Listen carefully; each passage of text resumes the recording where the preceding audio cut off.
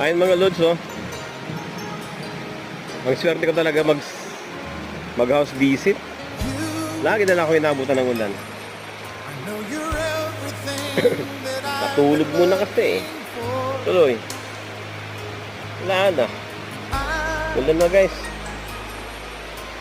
Buti lang may silungan tayo guys. Medyo kahit tumutulo-tulo. Dito na tayo guys sa kaperaso, may upuan. Ayan. Kawawa naman tayo.